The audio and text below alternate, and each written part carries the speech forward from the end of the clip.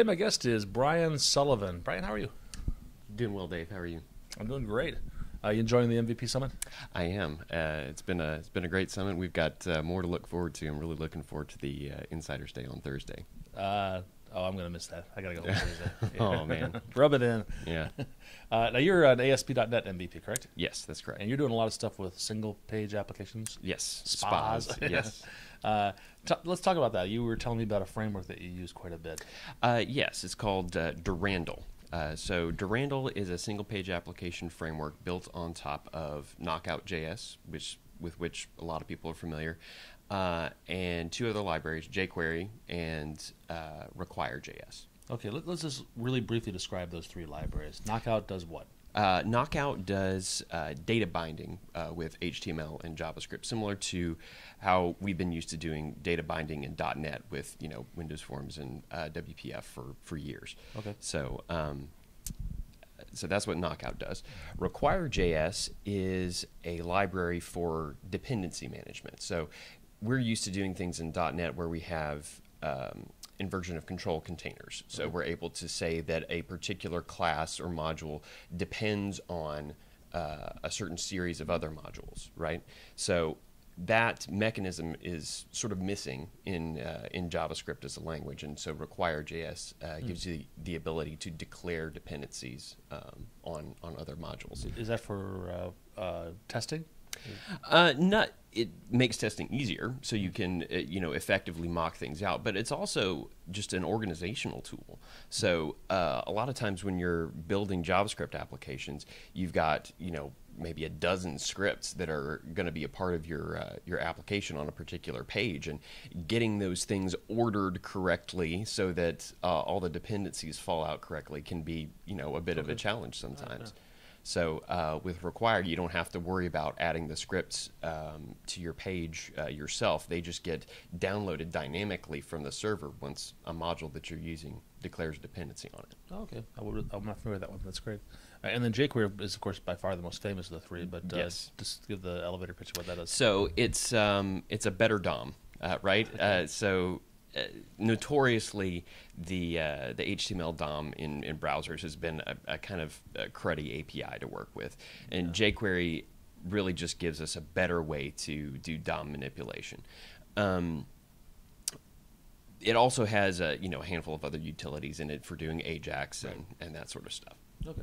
Yeah, it sounds like cross-browser inconsistency. Exactly. Really yes. well. All right, so those three frameworks, they exist. They've been out for long before Durandal came out. But Durandal, what does it add to those three? So the main cell of Durandal is composition on top of those three existing libraries. So everything in Durandal is built as a Require.js module. So you get that sort of organizational win built in. One of the things that's, if you've spent any time building Knockout applications, one of the things that you may have run into, I know that I ran into building just plain vanilla Knockout applications, is the idea that if you're building a single-page application that's got maybe several different screens to it, you end up with these monolithic HTML pages, and we had various Boolean switches in one giant view model to say, okay, if they've finished step one but not step two yet, show this middle part, and once they've finished step two, show three, and so you get the hundreds of lines of HTML and clumsily trying to switch between pieces of it. So what Durandal would allow you to do is to, through its router mechanism, actually swap views in and out dynamically, and also to compose subviews together. So like we're used to doing in WPF apps or Windows Forms apps. Okay, all right. So swapping views. So a view, I guess in this context, would be a single file with HTML, an HTML document. It's just HTML. It's even got a .html extension. That's all it is. Okay. So rather than having this giant page with multiple views in it and conditional logic, you would have one for each one of those conditions. Right, and exactly. And then you say, all right, and based on some condition, you'll either select this one or that one. Well, and not just based on conditions, but also through user navigation. Okay. So a user can click on a link, and you can have the URL actually change, and it's comes after a hash mark, so the browser is not actually navigating to a different URL on your server, but Okay. So hash mark's usually a bookmark that goes to somewhere else in this given page. That's what right. Traditionally what's used for. Yes. So, but Hijack that. Durandal's hijacked that. Yes, exactly. And other single page application frameworks like Angular do this as well. So it allows you to appear as if you're navigating between pages just like user used to doing on the web, but in reality that's not actually going back to the server at all in the traditional way. Okay. So and then the sub views would be if you wanted to have reuse a view on multiple pages. Yes. Reuse a piece of a page, I guess I'd say. Like maybe you wanted to show the shopping cart summary or something like that in the top right of every page. Yes, exactly. And not only that, but you can have sort of dynamically changing viewports. Say, if you're working on some sort of master detail screen or something. Okay. So you've got a list of things, and you can, say, click on one customer and then have drill down into something else. Yeah, and have that that sub view dynamically change based on what data was selected in the master part. It seems like something would have to go out to the server. Are we retrieving these views from the server? Are we downloading them all at once at the start of the application? How does that work? You can do either. So by default, that's going to go back to the server every time. But there are ways to package these things up, and both your JavaScript and your HTML, and have them downloaded as soon as the first server page loads. There's a particular tool called RJS that's a part of Require that allows you to bundle these things together. Durandal actually includes an additional library called a Wayland as of 2.0 that sort of builds on top of that and is a more sort of fully fledged build system that allows you to really separate these things out and maybe have just a couple of functional areas. So you need these 5 scripts here and these 5 here, and create packages more or less, sort of like we've had since MVC4. Bundling things together and minifying them, etc. Okay. Are you aware of sites that we would know that are using Durandal? Well, Durandal is built by a guy named Rob Eisenberg, so this is sort of his baby. So the main site that I know of that uses it is his product called RPG With Me. Okay. So it's a site for sort of managing tabletop role-playing game campaigns and doing maps and character sheets and that kind of thing. Okay. And you're using it in production, or are you just playing around with it? So we've got a proof of concept where I'm at right now. We're already using Knockout. So that's already sort of in. So you're moving it into your customer base, and yes, it's not something that the public can see yet. Not yet. Okay. No. So what's getting started with this as an ASP.NET developer? What is there some NuGet package that eases that? Yes, absolutely. They have a great thing called the starter kit. So you just do install package Durandal .starter kit, and that will actually give you a fully functional Durandal app with just some sort of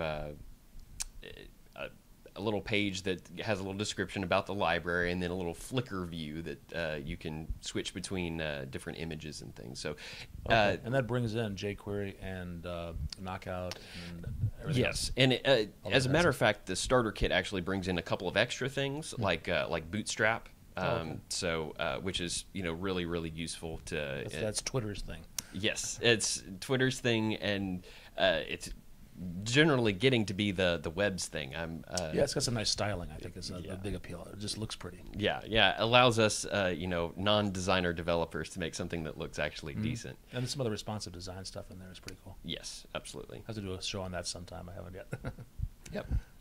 So once you've installed that, then that basically gives you a sample application. Is that what you're saying? Yes, so that gives you a fully working application, and that takes care of some of the plumbing pieces that might have been a little bit difficult to come up with on your own, even looking at the documentation.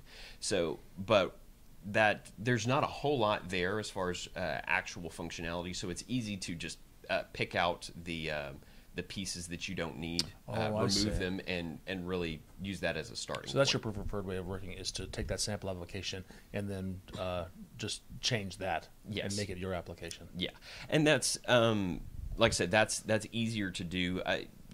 You can start from scratch and create your main JS file and wire up, require, and do all these things yourself. That's not terribly difficult, especially after you've done it for a while. But Starter Kit's just sort of a shortcut that's pretty useful. But what about if I have an application that I've already started? Is it possible to kind of make that a Durandal application, or am I better off starting over? Well, that's a good question. It depends. If you're already using Knockout, then that's possible. Okay. If you're not already in sort of a single-page application mindset, then that'd probably be pretty difficult. Okay. There are things that you do, especially around asynchronicity and just view composition, that are going to be sort of fairly different from just a traditional, server-based MVC application.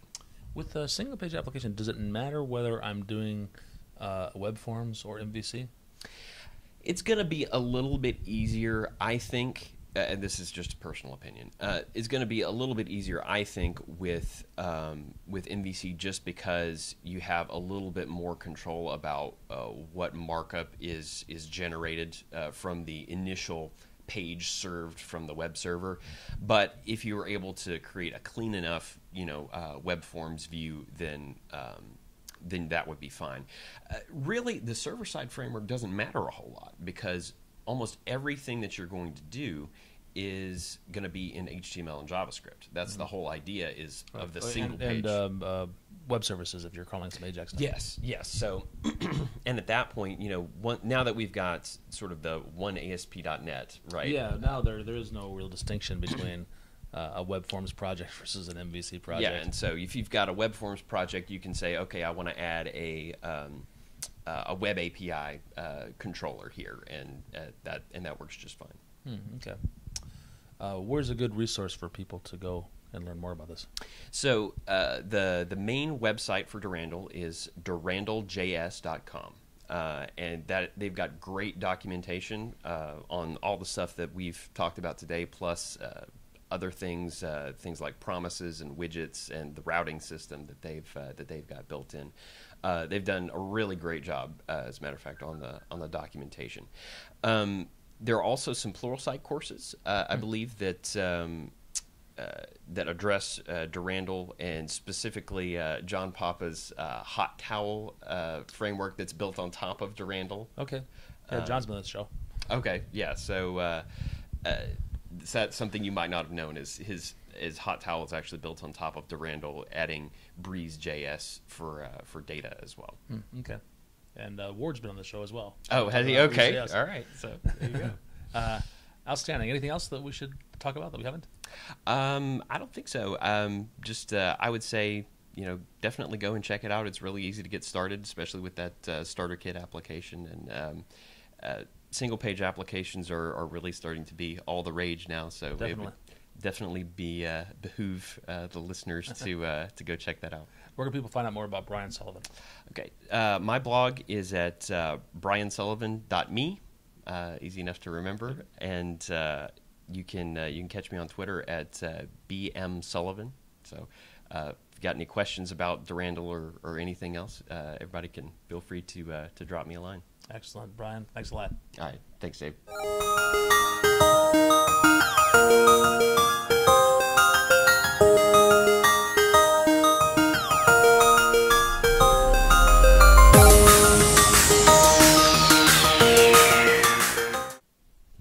Remember, folks, when you're enjoying technology with friends, do so responsibly.